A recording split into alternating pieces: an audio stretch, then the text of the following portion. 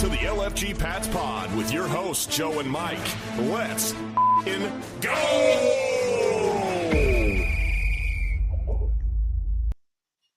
All right, welcome into the LFG Pats Pod.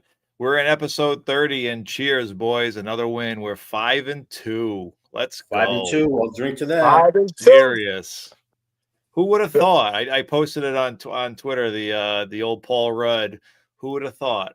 You know, not me. I will drink a nice Danish beer in celebration of that. Absolutely. When in Denmark, do as when the in Denmarkians Copenhagen. do. Exactly. So we got a special episode this week. Mike is joining us all the way from across the pond in Copenhagen, Denmark. And we decided mid Scotty B's from Pat's Planet's move. We said, you know what? Why don't you jump in your car and jump on too? Yeah, I had to, We're everywhere. Yeah. We're all over the place. We're all over the place today. It's good though. We staying committed. Yeah, That's it's fun right. time. So no matter what, we got people over the pond, we got people in moves, and we're still talking Pats, boys and girls. Well, I couldn't let my partner Joe hanging by himself, man. You know, I had to come out, even though it's about 1 a.m. over here in Copenhagen. I'm still up though. My wife has business in the morning, but I don't. This is my business right now. So after this, I get to sleep in a little and then go to the casino and hang out, and it's going to be a good time. And hopefully, I'll be back before we know it. You know what, Better Joe? than you, Mike. Go ahead. Joe told me that you were MIA, and I was like, well, I'm thinking to myself, I hope he doesn't mean MIA is in Miami. You get with those Dolphin fans right now, they're not going to be in the best of moods, and that's what I was gonna say about the team being us being 5-2. We're sitting here atop of the division, ahead of the Bills, and then you got the winless Jets. So it feels good, man. It feels great. Oh, It's so nice. good. We're getting a lot of flowers this week too, and guess what? We'll take them. We'll take all the flowers that we can get because Drake's playing out of his friggin' mind, and he should get the recognition that he's deserving right now because like this last game that he just had was just otherworldly, and it's already been said. Again, stacking. Time and time again, he broke Tom Brady's completion percentage record for a game with at least 20 passes. So everybody's been talking about that all week. So we're going to talk about it too. All right, so guys, we have a lot to talk about, a lot to unpack here as always. Big Titans win. Mike Vrabel, he looked like a kid in a candy store at that the post game kind of hoorah speech time. So that was amazing. We also have the Cleveland Browns, which I think is going to be a dogfight. It might be a throwback game. Big time defense. I mean, one of the best defenses, pass rush, coverage, run stopping. Not the best tackling, but pretty much up there. They're top 3 defenses. So the biggest test of Drake Maye's career thus far, I would say, as far as defenses go.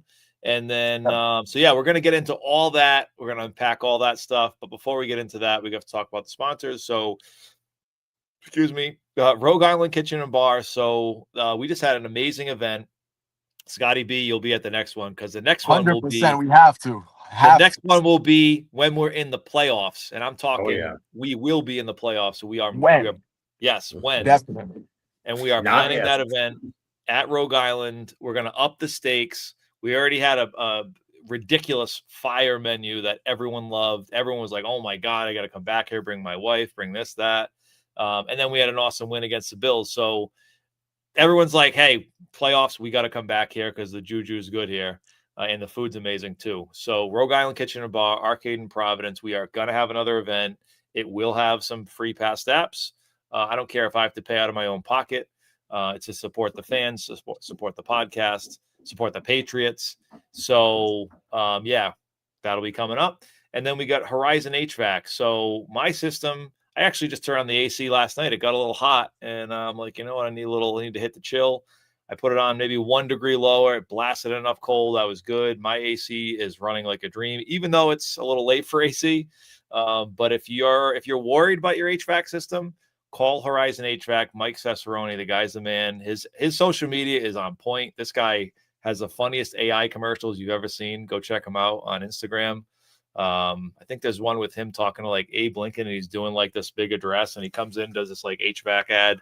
Anyways, I won't. I'll digress. But yeah. So Scotty. Yeah, I'm not having that problem over here. I don't need any AC over here today. In October. That's New England weather. That's New England weather for you, though. You wake up in October, you need the AC. Next day, you need the heat. You know, it's typical New England. I kind of miss it a little bit. You gotta layer up when you're out here, man. It's all windy and overcast over in Denmark right now. So I'm envious and jealous, but I'm also having fun where I'm at too. I don't feel bad for you, Mike. Enjoy it. I'm trying to get sympathy. I'm trying to get sympathy for being on vacation. You won't get it. You will not get it from me. I got my ass handed to me today at work, and you will not get credit. Oh, jeez. All right. So, Scotty, give me your biggest surprise with this last Titans game. What do you think happened that you didn't think was going to happen? Well, I mean, there's a couple things that you didn't expect to happen. Drake Maye breaking that record. Who would have thought he'd break the completion percentage, right? It's just, and I made the statement, I think that we're going to start seeing this become like not necessarily a weekly thing, but maybe every couple weeks, every 3 weeks or so, you're going to hear Drake Maye breaking these not big time franchise records, obviously, but single season records or game records, just little records, because now you have all these advanced stats that they're calling out there. So I feel like you're going to hear Drake Maye performing at that Brady level. And that's a big surprise, if you ask me, because I've been high on Drake Maye, but I didn't think he would be this efficient this early on. Who did, though? Who did? No, I mean, you can't predict this type of efficiency. We're talking 21 of 23. It's unheard of, really. And then the team he's going to lead the league in passes over 20 yards. He's got a 70% completion rate on passes over 20 yards. The deep ball accuracy. Are you kidding me? Yeah, who are we throwing too deep? Nobody believed in any of our receivers as deep threats, and obviously now Kayshon Boutte's becoming a legitimate deep threat. I think he's top of the league. I seen a chart today that he wasn't just in first; he was blowing away the next few people. And I just feel like this team has. It sounds crazy to say, but we haven't even hit our stride yet. And first of all, the teams we beat, we got to be realistic. At the same time, aside from Buffalo. Because that's what all these other fan bases are using against us, right? Who have you guys played? So, yeah, we got to tone it down. But there's definitely, you got to be impressed with what you've seen from Drake Maye. I don't think I expected him to go in there and be that efficient. How about Kayvon Chason? That's another one. Defensive touchdowns. Everybody's calling for new pass rush. And he comes out there and shows out. I still think we could use pass rush. We could talk about that later. Max Crosby trade rumors and all that. Brian Burns, Thibodeau, all these guys are up on and mentioned. But all these bad teams that we're beating, we would have lost to last year. You know what I mean? We would have lost all these. So it's a completely different ball game now, and especially with Maye hitting his stride. But Joe, you don't think it's going to be like that this week? You don't see a lot of downfield passing against this Browns defense, do you?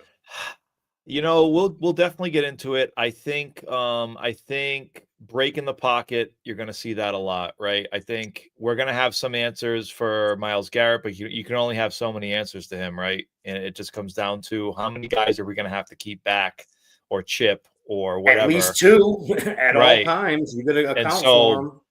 Yeah, we'll get into the Browns, but I do think it could be something that we do surprise them on, because I think we talked about Denzel Ward not having the best year. He's good, but he's not having his best year for sure.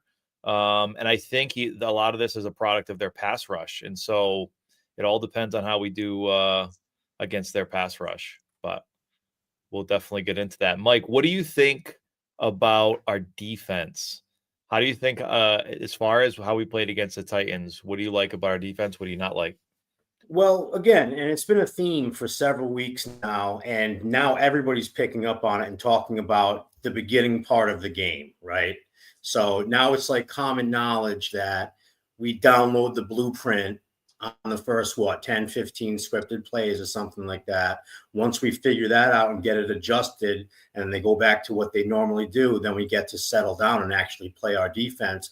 The fact that we shut them out points-wise in the second half wasn't surprising to me. Neither was the fact that we allowed 13 points in the first half early right off the bat. That seems to be the theme.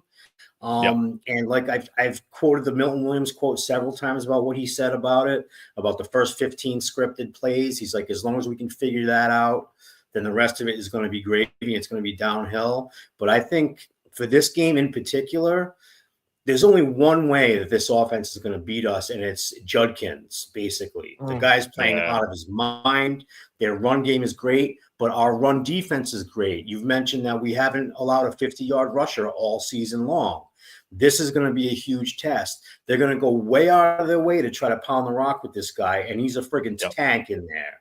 So if we can contain him, I don't see any other threats. I'm not afraid of Dylan Gabriel. Are you guys? And even if he gets benched for Sanders, I'm not afraid of him either. I'm not afraid of any of the receivers. Like you said, Dylan Gabriel only throws to his tight ends basically, and Njoku's he's all beat up. So I don't even know if he's going to be playing or not. So there's so many different things you can take away from them. And since we're going to be healthy, like relatively healthy on the front four and our corners, as long as we have our two cover corners, like I think the front four, it's so much easier for them to do their job when you have Davis and Gonzalez on the corners, knowing that they're going to lock the guy down, and buy that defense some time to actually penetrate and make some movement. So I'm going to be looking out for our front four against their offensive line. Joe, you've told me that their offensive line is not rated very good this season. And they're one of the worst in football. So it's going to be interesting to see if we can keep our streak going. If we can hold Judkins to under even 70 or 80 yards, something like that, and maybe keep him out of the end zone, then I really don't see too much of a problem with it, to be honest. Not at all. So Scotty, how does it feel to have the foresight in our league to be able to take Quinshon Judkins? What did you get him for? I forget how many dollars you got him for. I don't remember the dollar amount, but it $5 or $6, something like that. Oh, you picked him up off the wire? No. But I got him cheap because you know, I mean, he had all the I see. Okay, drama going at the time. On. So yeah, so you got patient because he probably wasn't even active when we were drafting. So you were patient with that one, and it's going to pay off for you. Oh, yeah. I knew he'd get out there. Just how the NFL. I don't know, man. Roger Goodell and those suspensions. Look at Rashae Rice. He's out there. It's just, I knew he'd be out there. You know what I'm saying? And as far as his situation goes, I don't want to, put his name out. I think, didn't his domestic case get resolved and everything? I don't know if he no criminal charges. Yeah, exactly. Criminal charges. Yeah, it was all dropped. And they actually investigated it and it came back, clean. So, yeah, so I'm not trying to put dirt on his name, but shout out to Quinshon. Quinshon Judkins is a real one. I mean, if we're talking about Trevion Henderson, now I know Quinshon was already off the board, but if we're talking about Quinshon versus Trevion, this is an interesting conversation. And I don't know if I don't think we'll be able to answer that this year. I think we have to get into next year, but right now, not looking great. Judkins was always going to be a bell cow. I mean, the guy, so he was even at Ohio State, he was the bruiser. Trevion was the all-purpose kind of guy. And that's what we drafted him to be, is more of that passing back. He just hasn't picked it up the way that we hoped that he would as far as his pass protection. And I'm not thrilled with the way they're using him. I don't think it was this week, but the week before that, they were running him. The graphic was running him all between the tackles, every single one of his runs. And that's not how you use Trevion Henderson. You get him out to the edge, you get the moving pocket, you get the zone blocks going, some duos down there, and get him to the edges and have his athleticism make the plays on the edges. I don't like them running him between the tackles, especially if he was effective at it. I'd be saying something different, but he hasn't been effective at it. So they need to figure out a better way to utilize this guy. And on top of the fact that Ramondre Stevenson's pass blocking has been on point the past couple of weeks. Like his blitz pickup, his pickup in the A gaps, like he's been bailing Drake out a couple of times. So if Trevion was supposed to be such a great blocking back, then he would be in that role, but he can't beat out Ramondre for that role right now because Ramondre is so good at it. And let's just face it, guys, Ramondre is the backfield right now. And we have to accept that. And I don't think that's a problem as long as he can hang on to the football. That's his only problem. If he can hang on to the football, but we're always going to be on pins and needles now with this guy to see if he's going to get it punched out or something. If we take that away, the kid's a good, solid all-around back. And Vrabel even said it this, he's like, I'm not going to he's like, everybody's going to come for everybody's job at some point. You guys are going to be calling for my job at some point. They get calling for his job already. He's like, I don't want to jerk the wheel and make some knee-jerk decision. There's so many other good things that the guy does. I'm going to ride with my guys.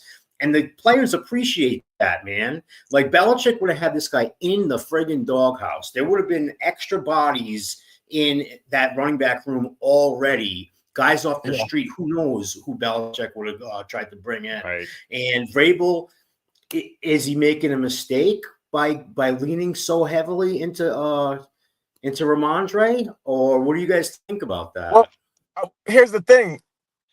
He could have 2 great games back to back. You know what I mean? And if he fumbles, as soon as he fumbles, the fan base is going to go crazy, berserk. Now, the key thing is, how do the coaches handle it? And Vrabel's really made it clear that we need Ramondre. He's not lying about that because Trevion hasn't been able to get the job done. They're showing us by his snap count. What do you have, like 9 snaps or something this last game? Yeah, it was low. I think Terrell Jennings had more snaps. I really think Terrell Jennings had more snaps. He definitely had more carries. It was in garbage time, wasn't it? It was garbage time, to say the least, for that. But they don't trust him on pass pro. That's the main thing. That's the main thing we got going on here. I agree, and you alluded to it too. Just him running up the middle. I don't understand what the issue is with that. Why not work some jet sweeps or something? Like the old. They did it on the Panthers game, right? They ran the pistol formation. Actually, I think they had Trevion at one point on like a wing. And they were motioning him and then handing it to one of the backs. I don't know if it was Gibson or if it was Ramondre. And then they do the opposite. And then they do the opposite. They'd fake the handoff and give it to the wing. And so I thought we were gonna see a lot more dual back formations. But I think with Antonio Gibson going out, it's now tough because now you have to rotate these guys versus playing them at the same time. We just don't have the depth, but maybe Terrell Jennings did show well, even though it was a garbage time. I think he's a good bulldozer. He's a good bruiser. So who knows? Maybe he gets more touches too. He played well last year too. I mean, he's been hanging around. He's been on the practice squad all last season and so far all this season. And every time he's in, like you said, he is an in between the tackles runner. He's like 6 foot 217, something like that. Like he's got the size to get it done in the middle, but you don't want to be relying on a guy like Terrell Jennings. You know what I mean? Like if they really needed some extra help, they would go outside and get the extra help. There's plenty of running backs to make. There's plenty of running backs on other people's rosters or practice squad rather that they could pick up. Like I had been saying about JaMychal Hasty, like he's not a huge name or gets you excited, but he's on Miami's practice squad. And if we signed him to our roster, he provides several different things. He's a good blocker. He's a good passing back. And he's a core special teams guy too. So a guy like that might make more sense, but now they seem to have Terrell Jennings in that role. Terrell Jennings is back there with Chisholm now on the kickoff returns. So they're trying to find different ways to get him on the field. But I think he might, if he's not out of his call-ups, then he's close. He's gotten called up at least 2 or 3 times. So they're gonna need to make a decision to either put him on the roster or he can't come back, he can't get called up again. So they're gonna have to make a decision in the running back room regardless, no matter what happens. I do like low-key signings in this, especially this position group. I don't want something flashy. I want I don't know, Jerome Ford, Keaton Mitchell, a guy like support. We don't need a star. We just need support. No. And a guy like on the Bengals, who's very underrated, very much like Antonio Gibson, Samaje Perine. You have a lot of these guys that are just veterans, don't put the ball on the ground, can do all things.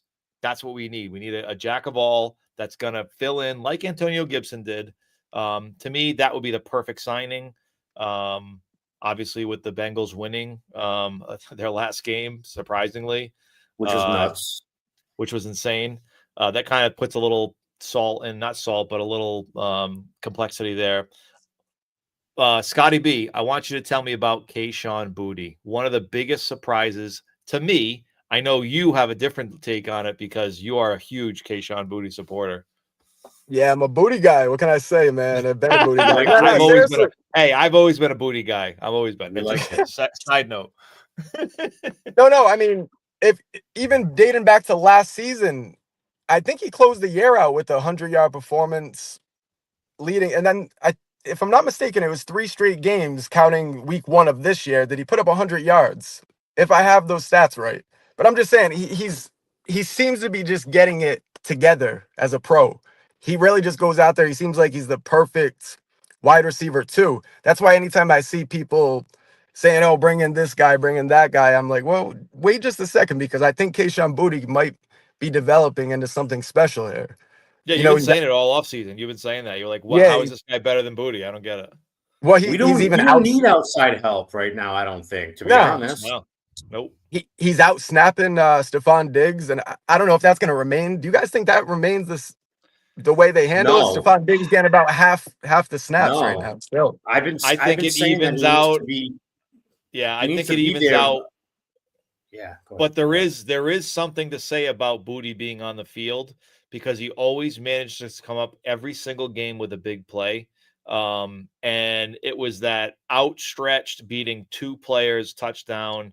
I mean, these things that he's one of the only guys in the team that can do that. I know Kyle Williams and other people have the skill set, they have the speed, but this guy is putting, like you said, he's putting it all together, and he's got the confidence.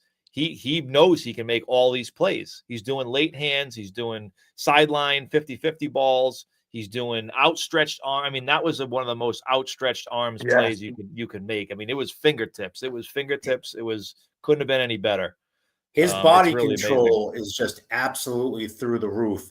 Any other guy would have tried to jump or dive for that ball, but he knew he didn't have to do that as long as he just maintained his route and just ran through his route. And guess what? It was perfectly placed into his hands. His handwork, like you just said, late hands. I love his hands, his body control on the boundary, his ability to find a soft spot in a zone, his play strength, his contact strength, his contested catch ability with guys draped all over him. Why wouldn't you want Drake Maye taking chances with that? Some of the catches he makes with guys draped all over him. Now, he doesn't make a whole heck of a lot of plays per game. He only had 2 catches, but they're 2 very significant impactful catches in that game. And he's a threat anytime he's out there. And he can catch balls when he's completely blanketed up. So I've been incredibly impressed with him, his body control, his footwork, his handwork, his knowledge, and his chemistry with Drake Maye. Those comebackers, those guys have that down to a science now. They got that back dig, that back shoulder dig route, that 15 yards down the field. They have it down to an absolute science, those 2 guys, because they work on it before practice, during practice, after practice. They work on it, and it shows up in games. The work that they do is actually paying off on Sundays, and it's great to see. And the thing about this offense, and yes, I think Diggs needs to be out there a lot more. I still think that they're ramping him up because of his injury, something like that. I think he needs to be out there a heck of a lot more. I feel that Diggs can get open anytime he wants. And you want to talk about a guy that can find soft zones in the soft spots in the zone. He's second to none when it comes to that stuff. If you have to have it on 3rd down and 4th down, Stephon Diggs is your guy. So I want to see him out there a little bit more as well. Me too, man.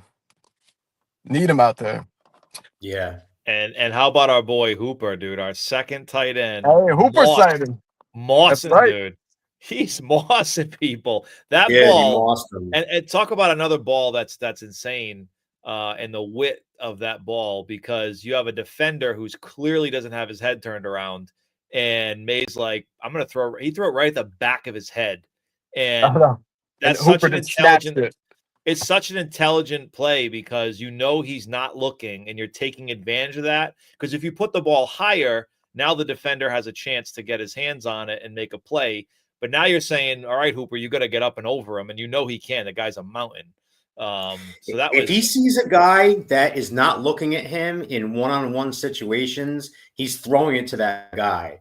If the corner doesn't have his head turned around, he's throwing to that guy. It's been a thing of beauty. And he has faith in his receivers, which is wild, because it's like none of us had faith in these receivers coming in, right? We had, we knew that what they were good at. We knew, okay. And we were all like, should we add another one? Should we not? Who's the 6th receiver, right? We were worried about the 6th receiver. And what about the guys that we have? What about Hunter Henry, Hooper, Booty, Diggs, right? And now Demario Douglas is coming on. Now we got Demario Douglas showing up. Like, oof. And not to mention Matt Collins has showed up too, man. Matt Collins, true. Low key. He always seems to give us his 1 or 2 catches per game, but they always, you know what I mean? They're always important catches. Yeah, exactly. And he's out there in the running game, obviously. But I love what you just said about Drake Maye and throwing when they're, you know what I mean, when the defender's not looking. How about the Diggs throw early on? And you alluded to it earlier with the late hands. That was something that Diggs was doing all training camp. I feel like they got that. I mean, obviously these are pro athletes. This is what they do. But Stephon Diggs kind of made that a MO for this wide receiver group, I believe. You know what I mean? The way he teaches them, the leadership role that he's taken on. That's another thing with Diggs. Every game, I love it too. Every game before the game, he's out there amping the guys up. He's literally like the energy of this team. And without it, would we be the same? Absolutely. He's doing all the pre-game speeches, man. He's getting guys fired up, man, on the sidelines before the game. So that stuff's important. You have to love. We didn't know what his leadership was going to look like, but it looks like genuine, actual leadership. And I just don't think you couldn't have asked for too much more. I mean, I want him to get involved more, and I want him to score some touchdowns. But as far as his portion of things on his end, you cannot ask anything more than what he has given so far. And we all said a few things, right? We said, what does he need to do? He needs to come in and focus. He did that. He didn't talk to any reporters the whole time, to the point where they were talking trash about him. And at the end, he's like, sorry, guys. I thought, I was trying to play within the rules. My bad. He took it on himself. He ate his own, he fell on his sword. But the guy showed up to work for months on end, put out all kinds of videos where he's working outside of the team. And just he honed his craft in, and he showed that he had something to prove. And we said, what's going to show up? Is it going to be, if games are tough, is he going to be complaining? Is he going to be getting Drake Maye's face? We were all wondering, what side of Diggs are we going to get? But I think the more we saw of all this footage of camp, what we saw in person, what we saw in the preseason, what we saw in the joint practices, but what woke me up was the Vikings joint practice, man. He was putting a clinic on, and people were like, oh, it's a practice. It says it's that. It's like, no. He's making people look stupid. This is old Diggs. This is not Diggs 80%. This isn't Diggs 90%. This is 100% Diggs 8 months in, 9 months in. And I don't think people realized it at that point. But now we're seeing Diggs at 100 and probably 10% of where he was last year. I feel like he looks faster. He looks more confident. He looks locked in. He looks like the Bills game. He was laser locked in. Like he was, you could probably, I don't know. Like he was just completely locked in. So to me, this team's ascension, and I've said this in the offseason, with the stars aligning, boys, it just seems like we're hitting that crescendo. We hit the Bills. We won that game. We got a few other, layup games. We're going to play the Browns, right? Really tough test on defense. Then we're going to play Atlanta, right? A tough test on offense. And so we're kind of like building this whole thing, and it's very logical the way that we're kind of going at it. And then we're going to have, the Bills come in at one point. The Ravens, when Lamar Jackson's healthy, we'll get them. So like come playoff time, boys, we could be like a battle-tested unit depending on how healthy we are. That's the big if. How healthy are we going to be coming into the playoffs? Because we're going to the playoffs. We're going. And we got the Bucks coming up. What isn't it? Is it the Browns? The Bucks. That's another great test. And the Bucks. So and didn't the Bucks just crap all over themselves? So they look like they came down to earth. So that, to me, I had that down as an L, but based on what they looked like last night or whatever it was, like that's what I was saying. I'm on a time difference, so I can't remember if it was last night or what. But the way they looked, and you said Baker crapped all over himself, all of a sudden that's a winnable game too. So it doesn't matter the quality of opponent. What matters is the quality of the win. So I don't care who you put on the schedule. A win is a win is a win, and your record is your record. So if it gets us a better seed because we have lesser competition, go right ahead. You still have to beat those teams. And like I said earlier, we weren't beating any of those teams last year. So it's a completely different dynamic. I don't want to hear about strength of schedule, all right? You still have to line up and play the games. It's the NFL. Any given Sunday, anybody can beat anybody. So you still have to go out there and perform. So every game obviously does mean something. Now, do we have confidence? Yes. Do we think that we have a couple of walkovers coming up? Yes, we do, because they have proven to us that we should have that confidence based on how they've been playing these past 4 weeks. So I don't apologize for any of it, to be honest with you. Why not us, Scotty? Why not us? That's all I say. Seriously. It's wide open. The conference is wide open. I mean, you got the Indianapolis Colts atop the entire conference. Who saw that coming with Daniel Jones? Nobody. You know what I'm saying? So they're going to come back down to earth. I am convinced they're going to come back down to earth at some point. They cannot keep up that torrid pace. Our team's saying that about us, though. Our team's saying about Drake Maye, you know, playing Drake Maye and Daniel Jones cannot be compared, okay? I don't compare those two dudes. I'm sorry. No, you can't. You can't. You absolutely can't. But we also do know that Drake Maye is playing at a historic pace. And what does scare me is if we don't have a run game and we are a bit one-dimensional, which I don't think one-dimensional will ever be one-dimensional with Drake Maye because of his rushing ability as well. We may not have the best running game from a running back standpoint, but let's face it, when things break down, he got 62 yards by barely even trying in the last game. And so I think we'll see that as part of this Browns game. I think we'll see the pockets are going to break down at some point in the game. And it's going to be his legs, creativity, creative plays out of the pocket, which he led the league in last year with limited games. So I think it'll be interesting. I think he needs to slide a little bit more and not play as much hero ball. I know we were all nervous when he double tapped his head, the back of his head, when he went down and had to go into the tent. We were all collectively holding our friggin' breath. And when he came back out, it was a huge, huge sigh of relief. So he needs to learn how to fall a little bit smarter. But other than that, that's really the only complaint I could even say about him, because the timeliness of his runs is also key. He always seems to pick up, if it's like a 3rd and 3 or something, he knows he can just scoot right over there and grab the marker and be done with it and get another first down. So his timeliness, he seems to know he's not just taking off and running. He sees if it's wicked obvious that nobody's around. He's like, all right, I'm going to go. Everybody's facing. He's a Justin Herbert. He's a Justin Herbert versus the Josh Allen, right? He is pass first. His head is more opportunistic than wanting to run first, basically. Exactly. Shout out to Efrod. Drake Maye is the fucking truth. That is a fact. That is a fact. It has arrived. Is he top 5 already?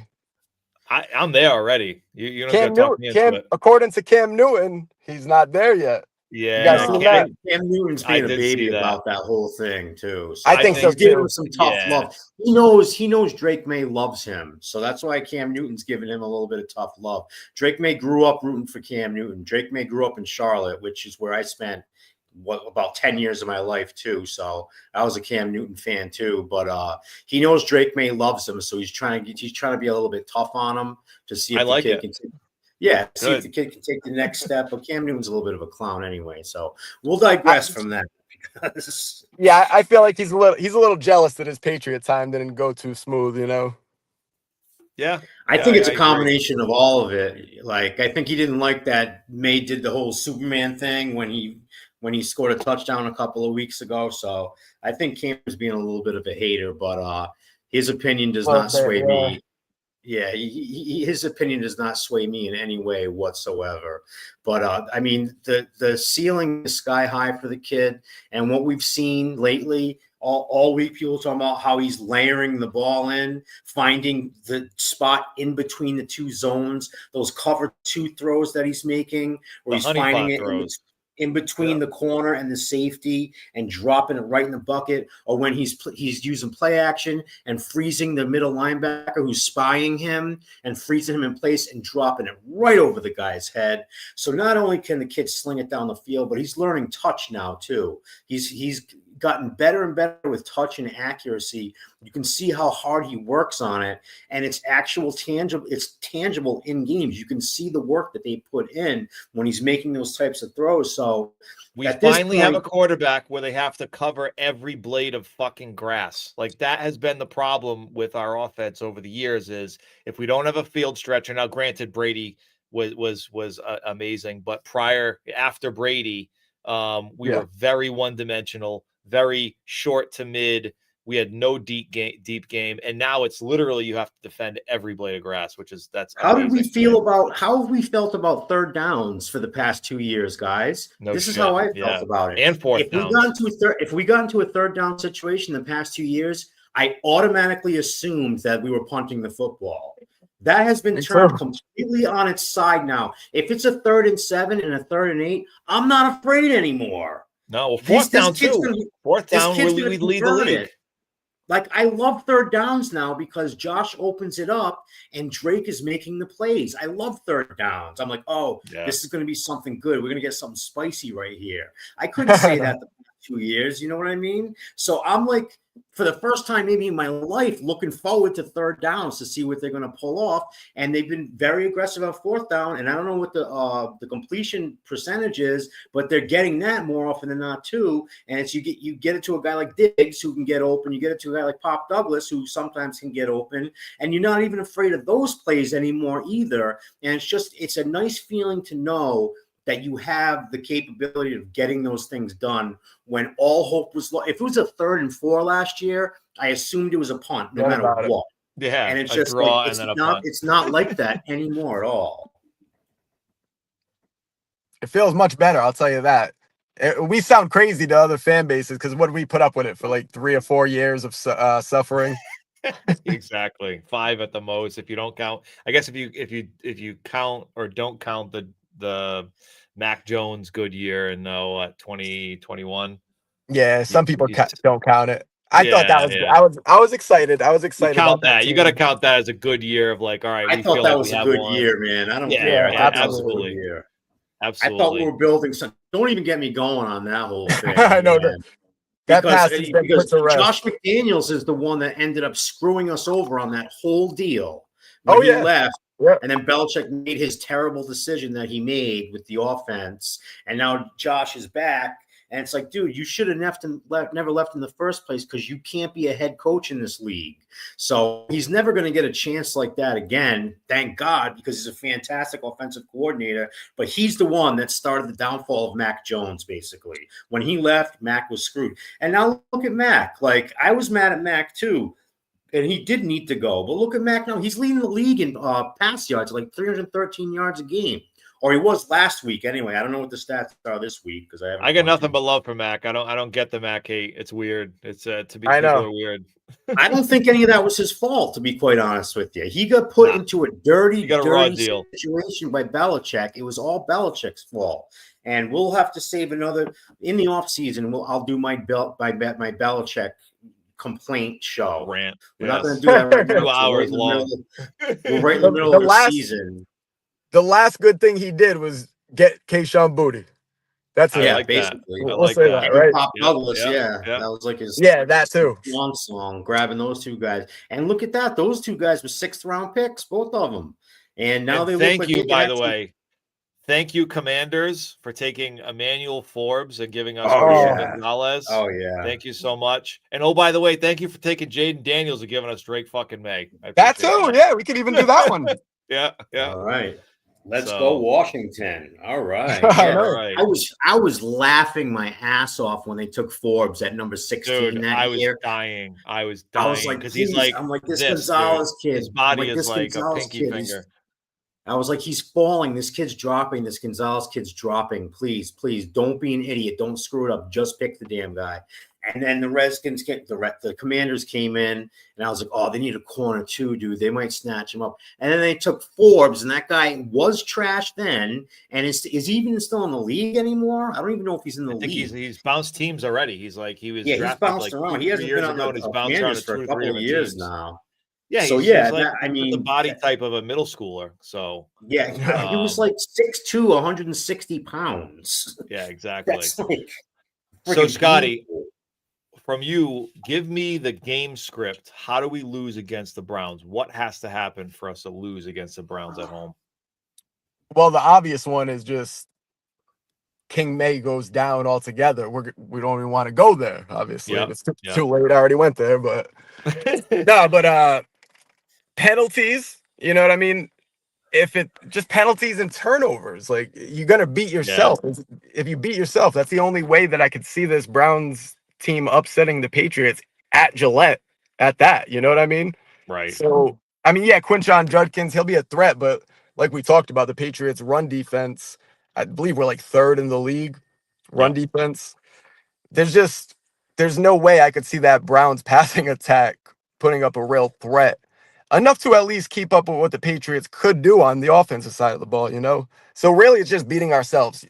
Penalties galore. You're back to committing 10 plus penalties. A defensive score, a special team score, something like this, some weird kind of. You get a Ramondre fumble after we just been giving him praise or something like along those lines. Drake Maye gets a strip sack. It would have to be total chaos, in my opinion, really. Yeah. Because I just don't see where they're going to generate offense aside from the running game and what we've been able to do against the run. It just where do they match up well against us, you know? The biggest thing that I see outside of Judkins, because I do believe that we will maybe not shut down, we'll contain Judkins because I don't think we'll shut him down. We'll contain him a bit. I think the thing that scares me the most is probably the tight ends because they have Fannin and they have Njoku, and both of them are matchup nightmares in different reasons. It's kind of like a Gronk Hernandez situation, not to say that they're at that level, but you have kind of a more of a move tight end that's shifty that, you know, can get open quickly off the line. And then you got Njoku, who's just a matchup nightmare. I don't know if we have a guy that can cover him one-on-one outside. You're not going to put Gonzo on him, but no. You know, so it's very difficult to when you have those things, but you have to have someone throwing the ball, and that person has to not be getting pressured as well. And their offensive line is dead last PFF wise in pass blocking. They're rated like 36 out of 100. And then you got our pass rush, which has been, you know, top 10 at the very least. And so I just see that combination as pretty bad for them with a rookie quarterback. Talk about your first 15 scripted plays, and then we figured you out. I just don't see them outsmarting Vrabel and Zach. I mean, I think our combination of granted Terrell Williams, I know is a big part of the game plan too, but the guys that are making the adjustments the most, I think, are Vrabel and Zach. Zach Kerr is basically running the defense at this point. So it'll be interesting to see because you're right. I like Fannin. I think he's a pretty dynamic player. I liked him. I would have liked him late in the draft as well, but it depends on who they decide. Like if I had to guess, they'd probably put like Woodson on Njoku and Marcus Jones on Fannin, which I don't love because Marcus Jones is so tiny. But Marcus Jones is playing so well that he's in for almost 100% of the snaps right now, and I can see them doing that. So that's one matchup that might be exploited, but I'm not afraid of their receivers. I'm not afraid of Jerry Jeudy. You know what I mean? And who's even their number two? Isaiah Bond? Like, who's their other receiver? They don't have any receivers over They've been able to get chunk plays early, so that is my only concern early. On the script, Alec Ayamanor and I forget the other guy who got us for a good chunk play. Last week. They got some chunk plays against us with the Titans, but when it gets deeper into the game, second half, they're pretty much non-factors at that point. I agree.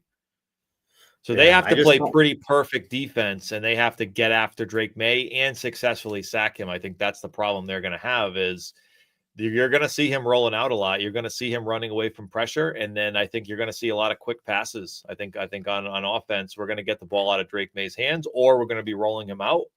And I just feel like Denzel Ward is a great player. Newsome, I think, is their other corner. Their nickel cornerback is not great. I'd say we should target him. You could see a big Pop Douglas game or Diggs coming out of the slot as well because their third corner isn't great. So if he has time, if Drake Maye has time, this team's coverage is predicated on pass rush. And if they can't get to Drake Maye because of his legs or because we're getting the ball out, I think it could be bad. I don't think we're going to score more than, I don't know. I don't think we're going to get into the 30s like we have been. Not this week. I think it's going to feel like, I don't know what the over-under is at this point, but it feels like an under game for sure. But yeah. Yeah, I'm looking at like a 24-16 type of deal, something like that, where we don't go too nuts or fly too high, but stay generally in control of the game throughout. Maybe have a couple of scares early, maybe a garbage score late. But as long as and like Scotty said, if we can just avoid mistake, all you really have to do is just avoid mistakes and you'll be all right. If you can limit the penalties and eliminate the turnovers, then I think we're going to be fine. So, and as far as like the pick and pop stuff, they might be good. It depends on how they play Myles Garrett. Are they going to double him all the time? Are they going to triple him? Some teams triple team that guy with a tackle, a tight end, and a running back. They will triple team him. So if you do that, you also need to take care of that rookie kid they have, Mason Graham. Is that his name? He's pretty good as an interior disruptor. He's a good interior rusher. So you're going to have to look at him too. But as long as they lock down Garrett, what's his name? Myles Garrett. Yeah, Myles Garrett. Myles Garrett. As long as they account for him, then I think Drake might have the extra second that he's going to need to get the ball out. I will say this. I mean, as far as their pass rush goes, I'm a little worried about Jared Wilson and how he's been playing lately. What did he give up? 3 sacks? I mean, I think they give him 2, and I think they put 1 on Campbell, but people have been kind of going back and forth saying it should have been on Jared Wilson. Yeah, a lot of stunts. I was just saying to Mike while we were in the lobby a little while ago that if I'm Myles Garrett, I'm lining up inside and outside, and I'm stunting into Jared Wilson. Crashing in there, just crashing down, crashing and throwing it as much at him as he can handle. And we know he's struggling a bit. Yeah. And so the Patriots. But that's why you got Ramondre in the A gap to help out if he needs to, you know. Yep. So we'll see how that goes. We're going to be tested, boys. This is going to be the biggest test that we've had. I think, like we've been saying, I think it's going to be a game of who has the best field position at any given moment, and can we flip the field? Can we, put the pressure on them to make plays? Put the pressure on their offense to make plays that they're not comfortable making, which is Dylan Gabriel and/or Shedeur Sanders trying to pass mid to deep.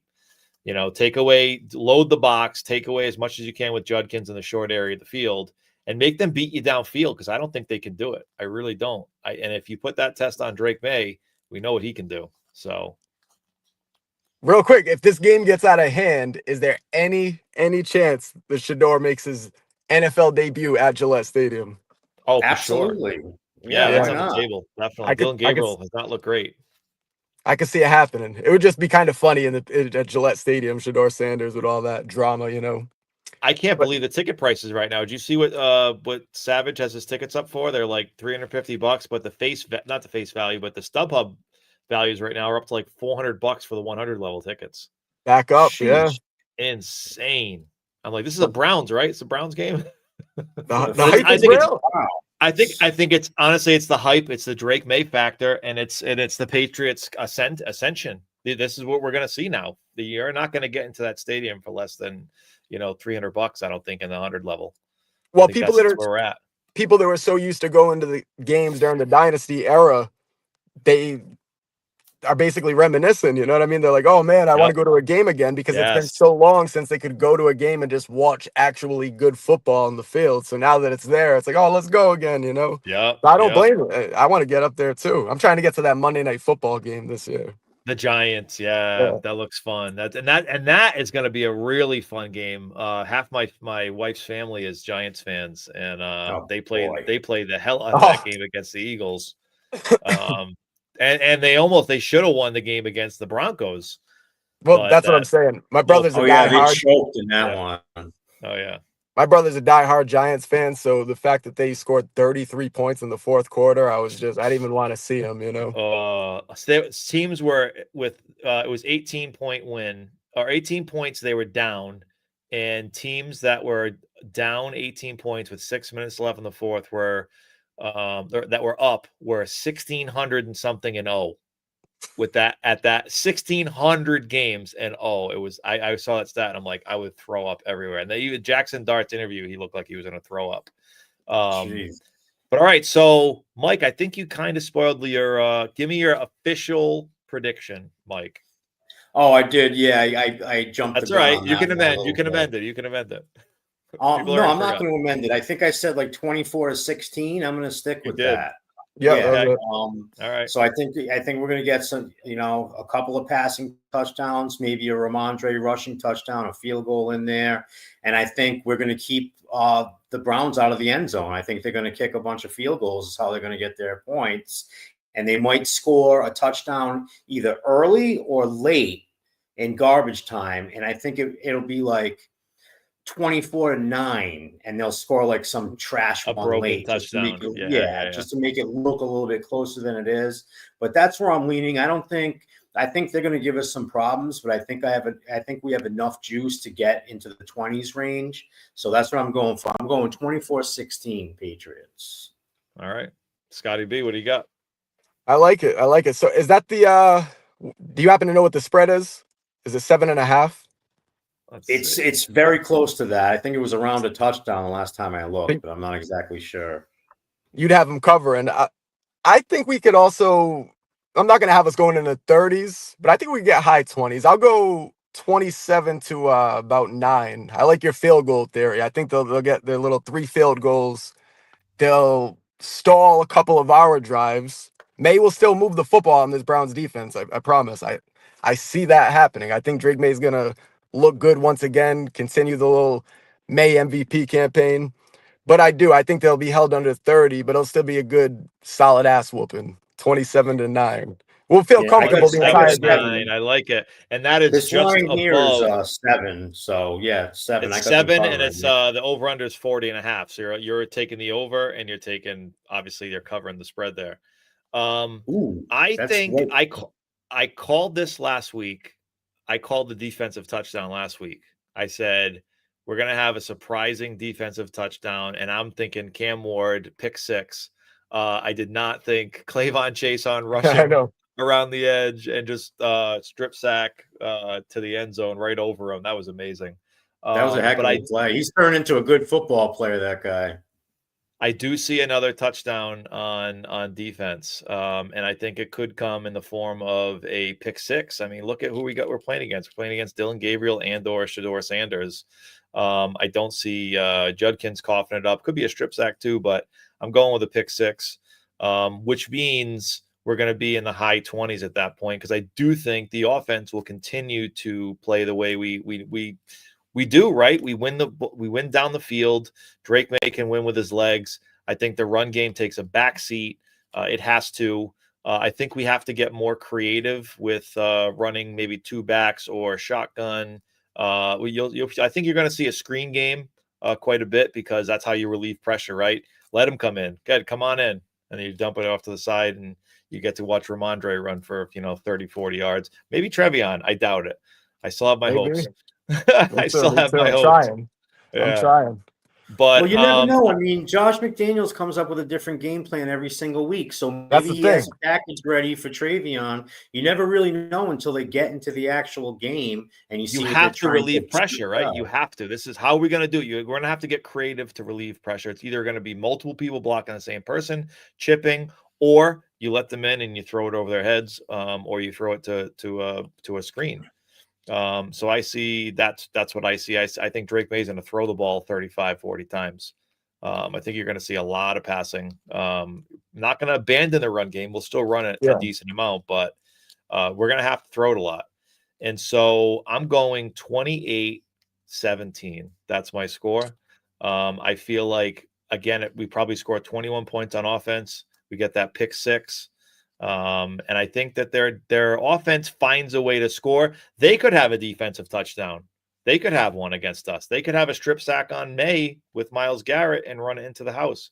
That could happen early. Because I'm just saying that we've seen Drake Maye's ball security issues in the past, and he's been playing so lights out that I feel like something is going to go wrong, because it's just pure math, right? Something has to go wrong. He's playing too well.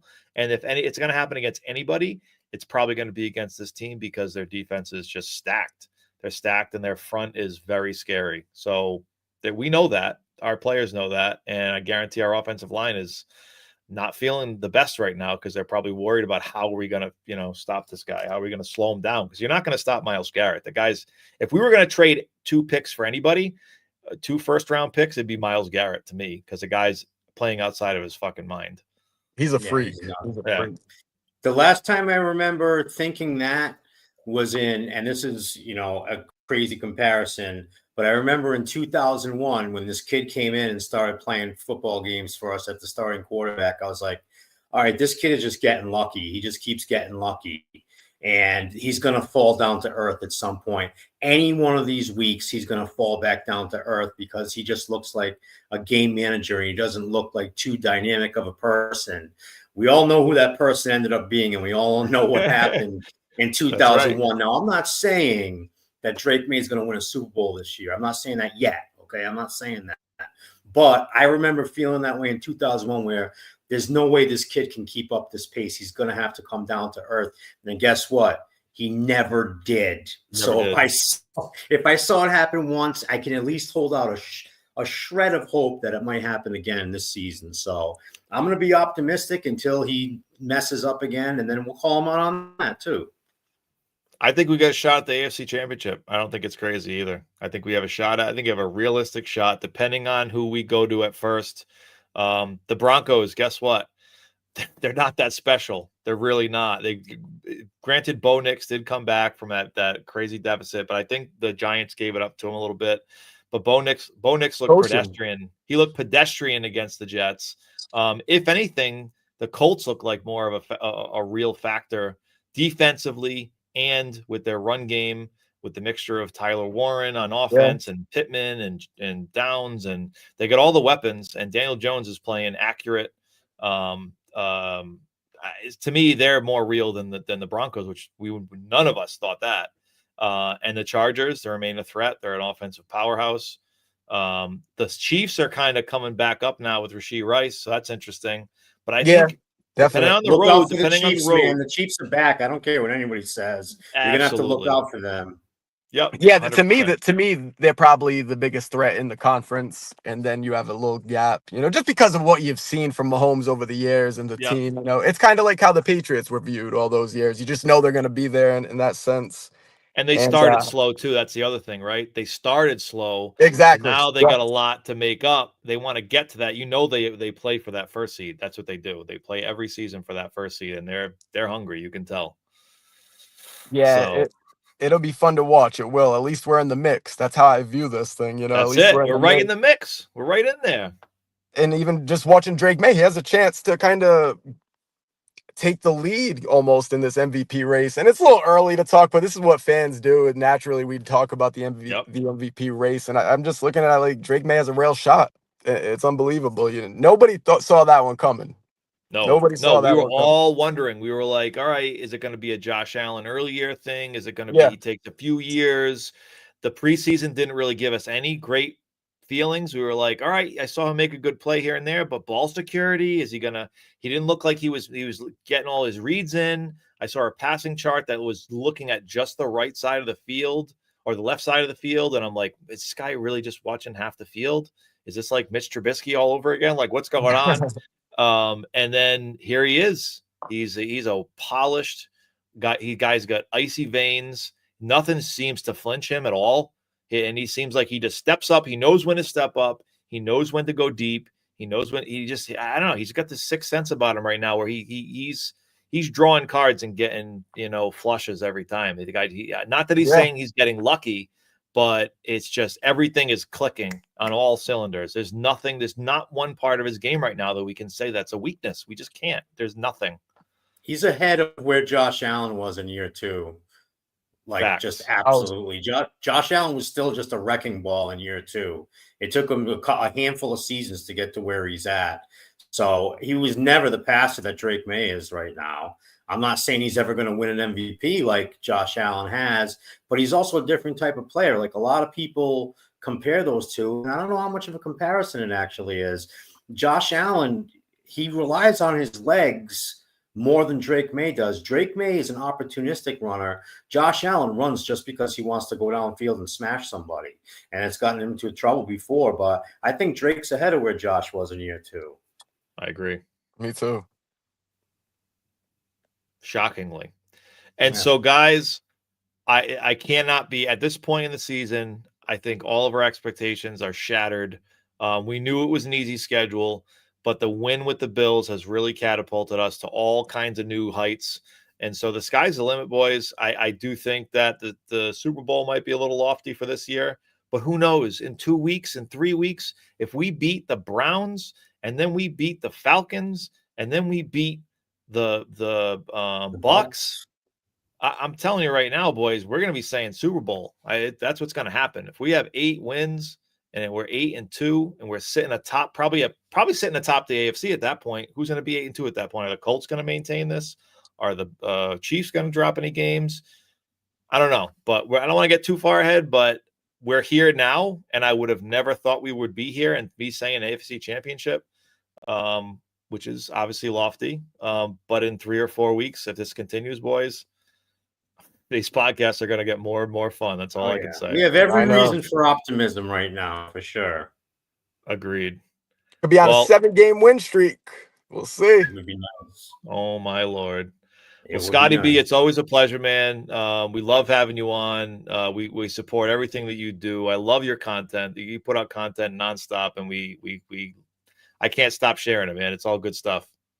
I appreciate you guys, man. Yeah, I'll hop on anytime. Just reach out, and we got to get you on the Pat's Planet podcast, both of you guys. Hell Absolutely. Yeah, anytime. I'm down. Yep. Yeah, well, not this week, but anytime I'm back home, or not in Barcelona either. Yeah, we'll set up a week before the playoffs. Before the playoffs for sure. Hell yeah. Well, we got the event coming too, so we're gonna do the same promotion with that event. Once the playoffs come, so we'll have that for sure. That'll be locked in at Rogue Island. That was a great setup, Mike. I mean, we had a few little things that we could do better, but honestly, that was clutch. We just need to get enough microphones, basically. It won't be all squared and away. the mic stands. Yeah. We'll get there. All right, boys. Well, Mike, Scotty, we got nowhere to go right now but up, and to me, it's we're looking great. So as always, let's fucking go. LFG, baby.